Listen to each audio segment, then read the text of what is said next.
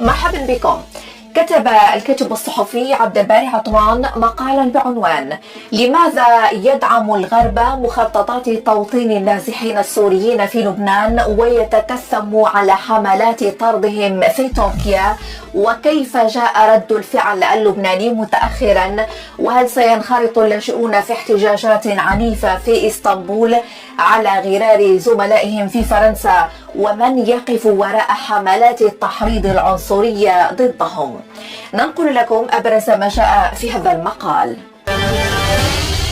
يبدأ عطوان مقاله بالقول: يحتل المهاجرون السوريون العناوين الرئيسية في بلاد عديدة هذه الأيام، ففي لبنان ضجة كبرى في الأوساط السياسية والإعلامية إثر قرار للبرلمان الأوروبي بدعم بقاء هؤلاء وتعدادهم غير رسمي حوالي 2,000,000 على الأراضي اللبنانية. ويتهم البرلمان الحكومة اللبنانية بتصعيد خطاب الكراهية ضدهم.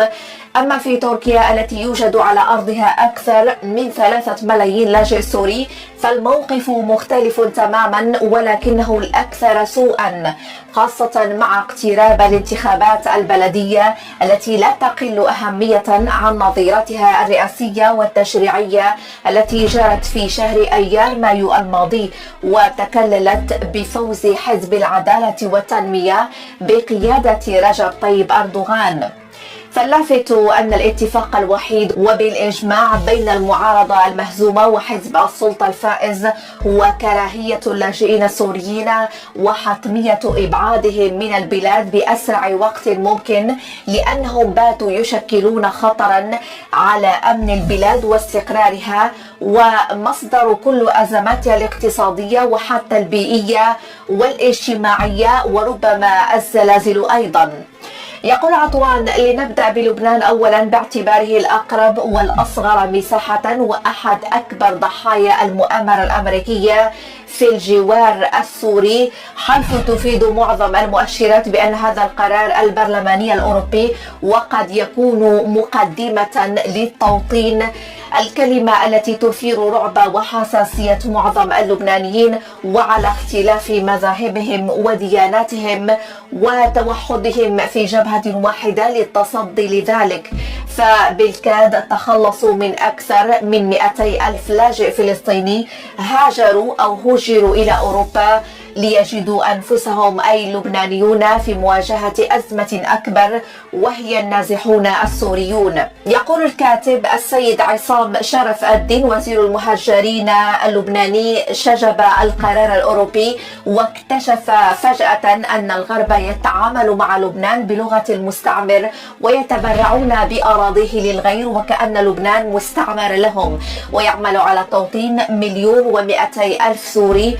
ويختم تصريحه بإطلاق صرخة: من أنتم؟ التي تعود ملكيتها الفكرية للعقيد الراحل معمر القذافي. يقول عطوان: مخاوف اللبنانيين مشروعة، ولكن هذه الصرخة في غير محلها، فهؤلاء الذين يقول لهم من أنتم هم الذين يقدمون السلاح والطعام للجيش اللبناني ويدعمون القوى التي حولت لبنان فعلا إلى مستعمرة أمريكية، ويشجعون السوريين على الهجرة إليه بفرض الحصار التجويعي على سوريا أولا وتقديم المساعدات المالية لهؤلاء اللاجئين لتصعيب عودتهم إلى بلادهم. بعض المسؤولين اللبنانيين ليسوا بارعين في الصراخ والشكوى فقط، وإنما قصر النظر أيضا والبحث عن الحلول الناجعة للأزمات التي تواجههم، وأبرزها أزمة النازحين. فكيف يمكن حل هذه الأزمة التي يتحدثون عنها ليل نهار وهم يغلقون قنوات الحوار كليا مع سوريا استسلاما وتنفيذا للتعليمات الأمريكية؟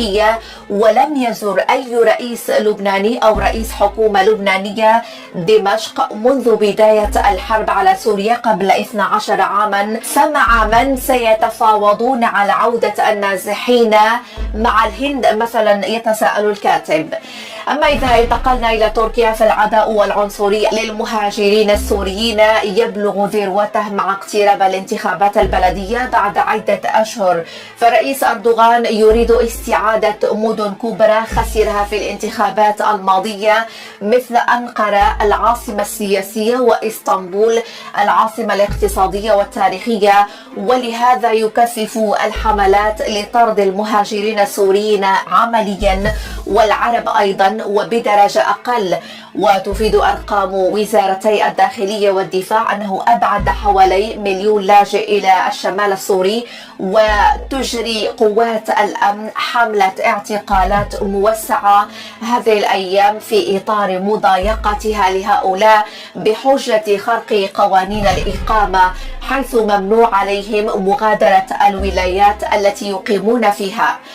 العديد من المليارات والعملات الصعبة تدخل الخزينة التركية سنويا من الاتحاد الأوروبي كمساعدات للاجئين السوريين، ولا تقدم الحكومة التركية لهم إلا القليل، ومع ذلك تتصاعد الحملات لترحيلهم بالقوة إلى المجهول أو إلى دولتهم المدمرة المحاصرة بفعل المؤامرة الأمريكية الأوروبية. كانت تركيا، يقول الكاتب، ورئيس أردوغان وحزبه الحاكم تحديدا رأس حربتها، من يتابع الحملات السياسية والإعلامية التي تستهدف المهاجرين السوريين في تركيا هذه الأيام يشعر بالصدمة ولا يمكن أن يصدق أذنيه أو عينيه. ففوبيا اللاجئين السوريين استفحلت وتفاقمت لدرجة أن رئيس بلدية إزمير التابعة للمعارضة قال إنهم سبب انتشار التلوث في الولاية ويرتادون الشواطئ المحظورة السباحة فيها. أما رئيس حزب الظفر القومي المتعصب ذهب إلى ما هو أبعد من ذلك في التحريض عندما حذر من أن اللاجئين السوريين يستعدون للإقدام على احتجاجات في المدن التركية على غرار أقرانهم المهاجرين العرب الآخرين في فرنسا، مما يعرض أمن واستقرار تركيا للخطر، ملمحا أن احتجاجات هؤلاء ربما تكون أخطر لوجود السلاح في أيدي بعض التنظيمات الإرهابية. ولا ننسى في هذه العجالة إقدام بعض المجالس البلدية وإزمير تحديدا على إزالة جميع اللافتات المكتوبة باللغة العربية لغة القرآن الكريم. يقول الكاتب.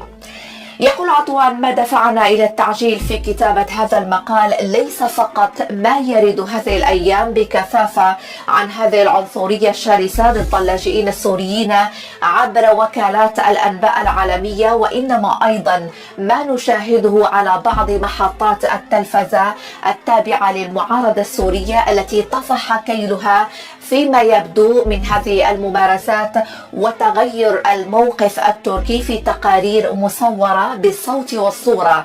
أحد هذه المحطات سبحان مغير الأحوال بثت تقارير إخبارية حول كيفية اعتقال الشرطة التركية لبعض الشباب السوريين وبطريقة شرسة لأنهم اخترقوا قانون الإقامة وجاءوا إلى إسطنبول بحثا عن عمل، علاوة على الاعتداءات المتكررة على اللاجئين السوريين والعديد من الإشاعات الفتنوية التحريضية التي تهدف إلى تجريمهم، وآخرها الاتهام بسرقات وحتى بتسميم كلب مدلل.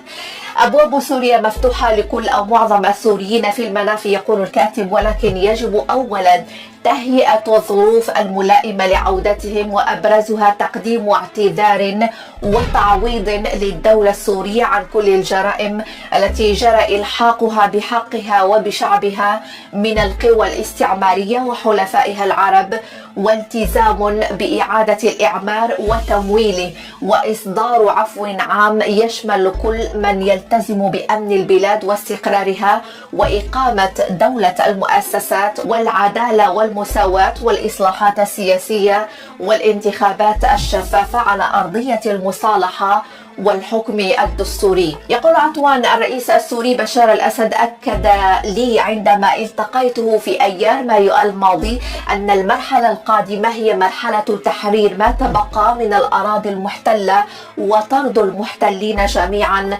وإقامة دولة المؤسسات ومكافأة الشعب السوري على صموده والتفافه حول دولته وتخفيف معاناته. ونأمل، يقول الكاتب، والكلام لنا، أن تتهيأ الظروف اللازمة من كل الجهات لتطبيق هذه الوعود وبما يعيد سوريا إلى مكانتها الإقليمية والعالمية التي تستحق. إذا كنت مهتما بأخبار السياسة لا تنسى دعمنا بالاشتراك وتفعيل زر الجرس لتكون أول من يتوصل بشديد أخبار السياسة. شكرا على المتابعة.